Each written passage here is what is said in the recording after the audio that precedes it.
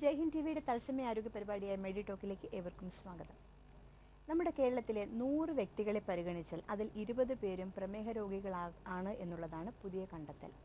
സാധാരണയായി ഇപ്പോൾ അലോപ്പതിയിലായാലും മറ്റു ചികിത്സാ മാർഗങ്ങളിലായാലും മരുന്ന് ചികിത്സയും ഒപ്പം തന്നെ ഇൻസുലിനുമൊക്കെയാണ് ഇതിനുള്ള പ്രതിവിധികളായി നമ്മൾ സാധാരണ കണ്ടുവരുന്നത്. എന്നാൽ പ്രമേഹ ചികിത്സയിൽ കീഹോൾ സർജറിക്ക് വളരെ വലിയൊരു പങ്കുണ്ടെന്നാണ് ഏറ്റവും ആധുനികമായ കണ്ടെത്തൽ. നമ്മുടെ മെഡിടോക്കിലെ ഇന്നത്തെ വിഷയം അതുതന്നെയാണ്. നമ്മുടെ ഇന്നത്തെ അതിഥി ഡോക്ടർ പത്മകുമാർ. ഇദ്ദേഹം എറണാകുളം കാക്കനാടുള്ള സൺറൈസ് ഹോസ്പിറ്റലിലെ ലാപ്രോസ്കോപ്പി സർജനാണ്. നമുക്ക് അദ്ദേഹത്തെ മെഡിടോക്കിലേക്ക് സ്വാഗതം ചെയ്യാം. നമസ്കാരം സർ.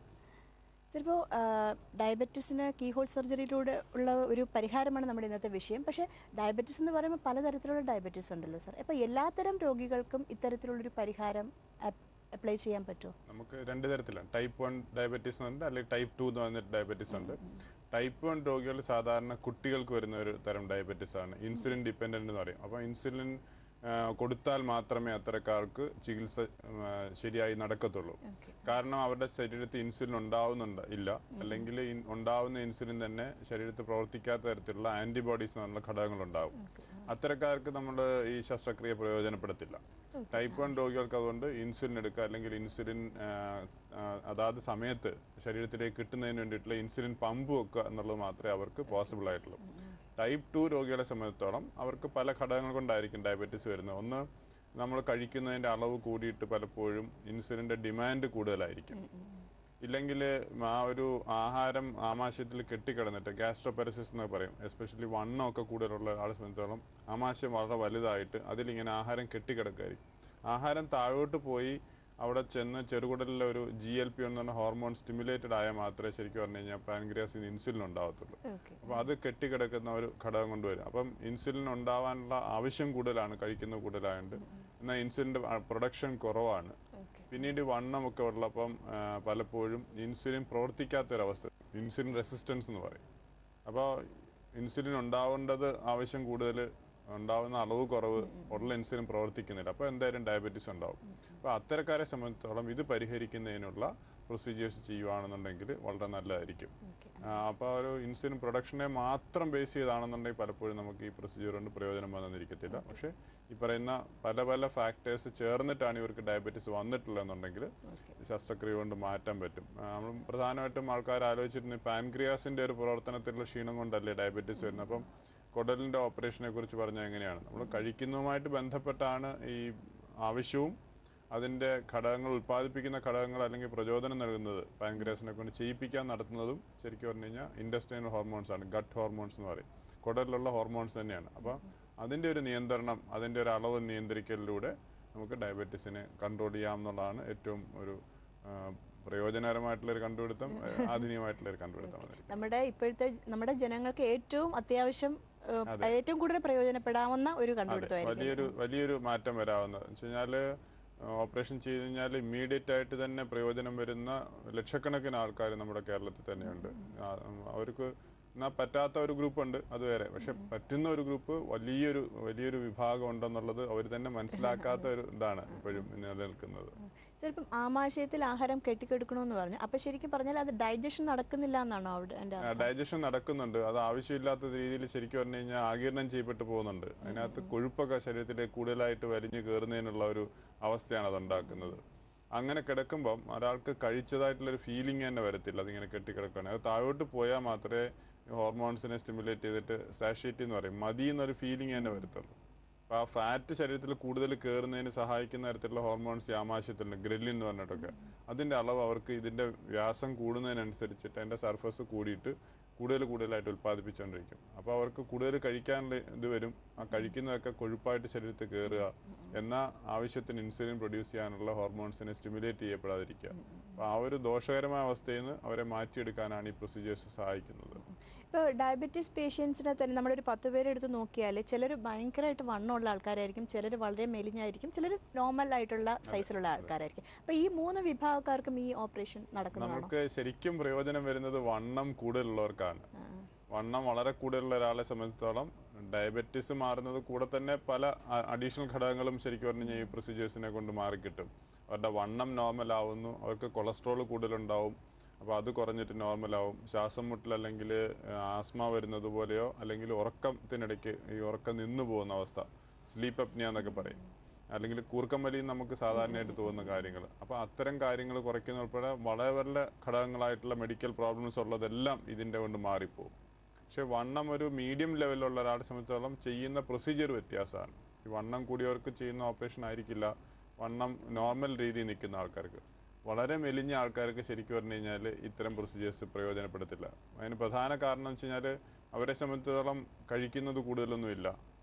അതുകൊണ്ട് തന്നെ ഈ ഹോർമോൺ പ്രവർത്തിക്കാതിരിക്കുന്ന ഘടകങ്ങളുമില്ല. ഫാറ്റ് കൂടുതലായിട്ട് ഇൻസുലിൻ റെസിസ്റ്റൻസ് എന്ന് പറയുന്നതും അവർക്കില്ല. അപ്പോൾ അവർക്ക് ഇൻസുലിൻ ഉണ്ടാവുന്നതിൽ മാത്രമുള്ള കുറവാണ്. അത് പാൻക്രിയാസിന് വളരെ ക്ഷീണം സംഭവിച്ചിട്ടായിരിക്കും പലപ്പോഴും ഇൻസുലിൻ ഉണ്ടാവാത്തത്. അപ്പോൾ അത്തരക്കാരിൽ ഈ ഓപ്പറേഷൻ കൊണ്ടാണെങ്കിൽ പോലും ഉള്ള സെല്ലിനെ നമ്മൾ എത്ര കണ്ട് ഉദ്ദേശിച്ചാലും അതിനുള്ള പ്രയോജനപ്രദമായ ഒരു ലെവലിലേക്ക് ഇൻസുലിൻ ഉണ്ടായിക്കൊള്ളുന്നില്ല. അപ്പം ശരിക്കും പ്രയോജനം വരുന്നത് വണ്ണം കൂടുതലുള്ള ആൾക്കാർക്കും വണ്ണം കുറച്ചൊക്കെ അധികമായിട്ടില്ല. അപ്പോൾ നമ്മൾ ഒബീസിറ്റി അല്ലെങ്കിൽ ഓവർ വെയിറ്റ് ഒക്കെ ഉള്ള ആൾക്കാർക്കാണ് ഇത്തരം ഓപ്പറേഷൻസ് ഏറ്റവും കൂടുതൽ പ്രയോജനം കിട്ടുന്നത്.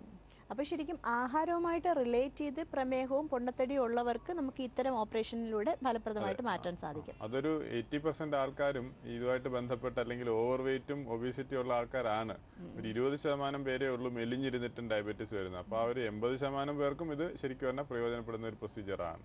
സർ, ഇപ്പം ഈ പൊണ്ണത്തടി മാറ്റുന്നതിനുള്ള ബേറിയാട്രിക് സർജറി ഇതും തമ്മിൽ എന്തെങ്കിലും? ബേറിയാട്രിക് സർജറിയുടെ ഒരു വേരിയേഷൻ തന്നെയാണ് ഈ ഡയബറ്റീസും വണ്ണവുമുള്ള ആൾക്കാരിൽ പ്രയോഗിക്കുന്നത്. മോഡിഫൈഡ് സ്ലീവ് ഗ്യാസ്ട്രെക്ടമി എന്നൊക്കെ പറഞ്ഞിട്ടുള്ള പ്രൊസീജിയേഴ്സ് ചെയ്യുന്ന അവർക്ക് അതിനകത്തുനിന്ന് മാറ്റുന്ന പോർഷൻസിൽ വ്യത്യാസം ഉണ്ടെന്നുള്ളതേ ഉള്ളൂ. പക്ഷേ അതിൻ്റെ ഒരു വേരിയേഷൻ തന്നെയാണ് ഉപയോഗിക്കുന്നത്. പക്ഷെ വണ്ണം അധികമില്ലാത്ത ആൾക്കാരിൽ, പൊണ്ണത്തടി ഇല്ലാത്ത ആൾക്കാരിൽ ചെയ്യുന്ന പ്രൊസീജിയർ എന്ന് പറയുന്നത് ആമാശയത്തിൻ്റെ ഓപ്പറേഷനും ചെയ്യണം, ചെറുകുടലിൻ്റെ ഓപ്പറേഷൻ ചെയ്യണം. ഇലിയൽ ഇൻ്റർപൊസിഷൻ എന്ന് പറഞ്ഞിട്ടുള്ള പ്രൊസീജിയർ ചെയ്താൽ മാത്രമേ അവരിലെ നമ്മൾ ഉദ്ദേശിക്കുന്നത് ഈ വണ്ണം മാറ്റുന്നതുകൊണ്ടോ അല്ലെങ്കിൽ ഈ ഫാറ്റിൻ്റെ അളവ് കുറയ്ക്കുന്നതുകൊണ്ടോ ഉള്ള ഒരു പ്രയോജനമല്ല. അതിനേക്കാളൊക്കെ കൂടുതലായിട്ട് ഈ GLP-1 എന്ന് പറഞ്ഞിട്ട് ചെറുകുടലിലുള്ളൊരു ഹോർമോണിൻ്റെ അളവ് കൂട്ടാനുള്ള പ്രൊസീജിയേഴ്സ്, അതാണ് ഇലിയൽ ഇൻ്റർപൊസിഷൻ എന്ന് പറയുന്നതിലൂടെ സാധ്യമാക്കുന്നത്. ചെറുകുടലിൻ്റെ വളരെ ദൂരെയുള്ളൊരു ഭാഗത്തിനെ ആമാശയത്തിൻ്റെ അടുത്തേക്കാക്കുക. എന്നാൽ ഒരു പോർഷനോ ചെറുകുടലിൻ്റെ ഒരു പോർഷൻ പോലും നമ്മൾ ഷണ്ട് ചെയ്ത് വിടുന്നില്ല. പണ്ടൊക്കെ നമ്മൾ ബൈപ്പാസ് ഓപ്പറേഷൻ ചെയ്യുമ്പോൾ ഈ ഡയബറ്റീസ് കൺട്രോൾ ആവുന്നതായിട്ട് കണ്ടിട്ടുണ്ട്, മറ്റ് ക്യാൻസറിനും മറ്റൊക്കെ ചെയ്യും. പക്ഷേ ബൈപ്പാസ് ചെയ്യുമ്പോഴത്തേക്ക് ഒരു പോർഷൻ നമുക്ക് കുടലിൽ നിന്ന് മാറിപ്പോയി കഴിഞ്ഞാൽ, നമ്മുടെ ആ ഒരു ആഹാരത്തിൻ്റെ പാതയിൽ നിന്ന് മാറിക്കഴിഞ്ഞാൽ അവർക്ക് പലതരത്തിലുള്ള ന്യൂട്രീഷനും ഇല്ലാതായി പോകും, ശരീരത്തിൽ ഇല്ലാത്തൊരു അവസ്ഥ ഉണ്ടാവുക, രോഗങ്ങളൊക്കെ ഉണ്ടാകുമായിരുന്നു. അപ്പോൾ ഇതിനകത്ത് ചെയ്യുന്നത് നമ്മളൊരു ഏറ്റവും ദൂരെയുള്ളൊരു ഭാഗത്തിനെ അടുപ്പിക്കുന്നതോടൊപ്പം തന്നെ ആമാശയമായിട്ട് അടുത്തിരുന്ന ഒരു ഭാഗത്തിനെ പിന്നെ തിരിച്ച് കണക്ട് ചെയ്യും. അപ്പോൾ ആ ഒരു സീക്വൻസ് മാറ്റുന്നേ ഉള്ളൂ. നമ്മൾ 1, 2, 3, 4 എന്നാണെന്നുണ്ടെങ്കിൽ പിന്നീട് 1, 3 എന്നുള്ള ഒരു സിറ്റുവേഷനിലാവും, 2, 4 എന്നാവും. അല്ലാതെ വളരെ ലെങ്തിയാണ്, 5 മീറ്ററോളം ഉണ്ട്. അപ്പൊ അതിലെ 2 മീറ്ററിന്റെ പൊസിഷൻ ഒന്ന് മാറ്റി വെക്കുന്നുള്ളതേ ഉള്ളൂ. അത് വളരെ കോംപ്ലക്സ് ആയിട്ടുള്ള ഓപ്പറേഷനാണ്. അതുകൊണ്ട് തന്നെയാണ് പലപ്പോഴും അത് പ്രാക്ടീസ് ചെയ്യപ്പെടാതെ പോകുന്നതും. ഞങ്ങളിപ്പം സ്ഥിരമായിട്ട് ചെയ്യുന്ന പരിചയമുള്ള ആൾക്കാർക്ക് തന്നെ അത് കുറച്ച് സമയം എടുക്കും, 4-5 മണിക്കൂർ എടുക്കുന്ന ഒരു ഓപ്പറേഷനാണ് ഈ ഇന്റർപൊസിഷൻ എന്ന് പറയുന്നത്. പക്ഷെ അതിന് അതിൻ്റെതായ വളരെയധികം പ്രയോജനങ്ങളുണ്ട്. മുറിച്ചിട്ട് അതിന്റെ ഒരു ഓർഡർ ഒന്ന് മാറ്റി വെക്കുക എന്നുള്ളതാണ്. കാരണം ആ ഒരു പോർഷനിലാണ് ഈ GLP-1 എന്ന് പറഞ്ഞ ഹോർമോൺ ഉണ്ടാവാനുള്ള സെല്ലുകളുള്ളത്. അതിന്റെ സ്റ്റിമുലസ് എന്ന് പറയുന്നത് ആഹാരമാണ്. അപ്പോൾ ആഹാരം ആ ഭാഗത്ത് ആദ്യം ചെന്ന് തൊട്ടാൽ മാത്രമേ ഈ GLP-1 കൂടിയിട്ട് ഇൻസുലിൻ ഉണ്ടാവത്തുള്ളൂ. അതർവൈസ് ആഹാരം ആഗിരണം ചെയ്യപ്പെട്ട് ലാസ്റ്റ് വരുന്ന അഴുക്കായിട്ടുള്ള ഭാഗം മാത്രം അവിടെ ചെന്ന് സ്റ്റിമുലേറ്റ് ചെയ്ത് കഴിഞ്ഞാൽ ആവശ്യത്തിനുള്ള GLP-1 ഉണ്ടാവത്തില്ല. ആ ഒരു തിയറിയുടെ അടിസ്ഥാനത്തിലാണ് ഇത് ചെയ്യുന്നത്. വളരെ കോംപ്ലക്സ് ആയിട്ടുള്ള ഓപ്പറേഷൻ എന്ന് പറഞ്ഞാൽ പോലും പേഷ്യൻസിന് ഈ കീഹോൾ സംവിധാനത്തിലൂടെ ഒക്കെ ചെയ്യുന്നതുകൊണ്ട് വലിയൊരു ഡിസ്കംഫർട്ടൊന്നും ഉണ്ടാവത്തില്ല. 3-4 ദിവസം ഹോസ്പിറ്റലൈസേഷൻ കഴിഞ്ഞ് അവർക്ക് പോകാം. സാധാരണ രീതിയിലുള്ള എല്ലാ കാര്യങ്ങളും ചെയ്യാൻ പറ്റുന്ന ഒരു ഇതിലേ ഉള്ളൂ. ഇന്റർപൊസിഷൻ ആണ് പറയുന്നത്. ഇലിയൽ ഇന്റർപൊസിഷൻ ആണ് പറയുന്നത്. അതിന്റെ കൂടെ തന്നെ മോഡിഫൈഡ് സ്ലീവ് ഗ്യാസ്ട്രെക്ടമി എന്ന് പറഞ്ഞാൽ ആമാശയത്തിന്റെ ഒരു പോർഷൻ്റെ ഓപ്പറേഷൻ ചെയ്യും, ഈ ചെറുകുടലിന്റെ ഒരു ഓപ്പറേഷൻ കൂടെ ചെയ്യും. ഇത് രണ്ടും കൂടെ ആകുമ്പോഴത്തേന് ചെറിയ മുറിവ് വരുന്നുള്ളൂ. ഒരു അവർക്ക് രണ്ട് ഒരു കീഹോൾ മാത്രം മതി സ്ലീവ് ഗ്യാസ്ട്രെക്ടമി. മറ്റേതാണെന്നുണ്ടെങ്കിൽ നമ്മൾ ചെറിയൊരു മുറിവ് വെച്ചിട്ടാണെങ്കിൽ ഇവിടെ ചെയ്ത് കഴിഞ്ഞാലും അവർക്ക് ഒരാഴ്ചയിൽ കൂടുതലൊന്നും ഒരു വിശ്രമം വേണ്ടാത്ത അവസ്ഥയിലേക്ക് വരും. രണ്ടാമത് പറഞ്ഞത് ചെറുകുടലിനെയാണ്. ചെറുകുടലിന്റെ ഓപ്പറേഷൻ. ആമാശയത്തിലാണെങ്കിലും നമ്മൾ ചെയ്യുന്ന വലിയൊരു അറ പോലെ ഇരിക്കുന്ന ഒരു അതാണ്. അതിനകത്ത് ഏറ്റവും മേലത്തെ ഭാഗത്ത് ഗ്രലിൻ എന്ന് പറഞ്ഞ ഹോർമോൺ ഉണ്ട്, താഴെ ആസിഡ് ഉണ്ടാവുന്നുണ്ട്. അപ്പം ആ ഒരു പോർഷനെ മാറ്റുന്ന ഒരു ഓപ്പറേഷനാണ് മോഡിഫൈഡ് സ്ലീവ് ഗ്യാസ്ട്രെക്ടമി കൊണ്ട് ഉദ്ദേശിക്കുന്നത്. അതിനകത്ത് അപ്പം ഈ ആഹാരം കഴിക്കാനായിട്ട് വളരെയധികം ആഗ്രഹം ഉണ്ടാക്കുന്ന ഹോർമോൺസിനെ മാറ്റുക, ഈ റിസർവോയർ കപ്പാസിറ്റി ഒന്ന് കുറയ്ക്കും. അപ്പോൾ ഒത്തിരി വന്നങ്ങ് അടിഞ്ഞു കിടക്കില്ല, ആഹാരം ഒന്ന് താഴോട്ട് പോകും. താഴോട്ട് പോയിട്ട് ഞാൻ പറഞ്ഞല്ലോ, ചെറിയ കുടലിൽ അത് എത്തിയാൽ മാത്രമേ നമുക്ക് ആ ഒരു ഹോർമോൺസ്, ഇൻസുലിൻ ഉണ്ടാക്കുന്നതിനുള്ള ഹോർമോൺസ് വരത്തുള്ളൂ. അപ്പം അതിന് വളരെയധികം സഹായിക്കുക.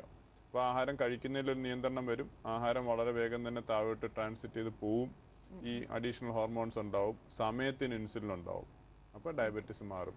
വണ്ണമൊക്കെ ഉള്ളവരില്ലാന്നുണ്ടെങ്കിൽ അടുത്ത ദിവസം തന്നെ ഡയബറ്റീസ് ഓൾമോസ്റ്റ് പൂർണ്ണമായിട്ട് തന്നെ പോകുന്ന അവസ്ഥയാണ് കാണുന്നത്.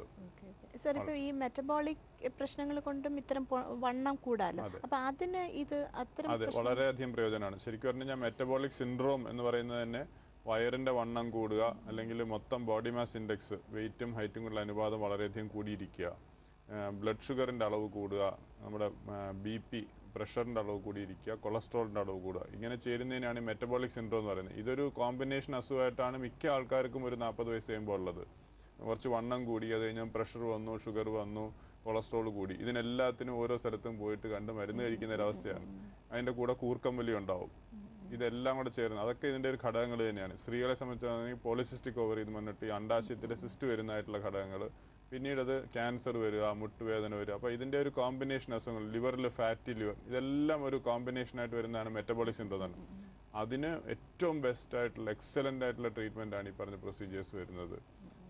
ഡയബറ്റീസ് ആണ് ഏറ്റവും ഇമ്മീഡിയറ്റ് ആയിട്ട് റെസ്പോൺസ് കാണിക്കുന്നത്. അടുത്ത ദിവസം തന്നെ ഡയബറ്റീസ് മാറും. കൊളസ്ട്രോൾ ഒക്കെ കുറഞ്ഞു വരാൻ കുറച്ചുകൂടെ സമയം എടുക്കും. BP കൺട്രോൾ വരാനായിട്ട് ചിലപ്പോൾ 1 മാസം 2 മാസം എടുത്തെന്നിരിക്കും. പക്ഷേ ഡയബറ്റീസ് ആണ് ആദ്യം റെസ്പോണ്ട് ചെയ്യുന്ന ആൾ. എന്നാൽ ഏറ്റവും ദോഷം ഉണ്ടാക്കുന്ന സാധനം ഡയബറ്റീസ് ആണ്. വളരെ അത്ഭുതകരമായ ഒരു റിസൾട്ടാണ് സാധാരണ അതിനുകൊണ്ട് വരാറുള്ളത്. നമുക്ക് കൂടുതൽ കാര്യങ്ങൾ അറിയാനുള്ള ഒരു ചെറിയ ബ്രേക്കിന് ശേഷം, മെഡിറ്റോക്ക് ഒരു ചെറിയ ബ്രേക്കിന് ശേഷം.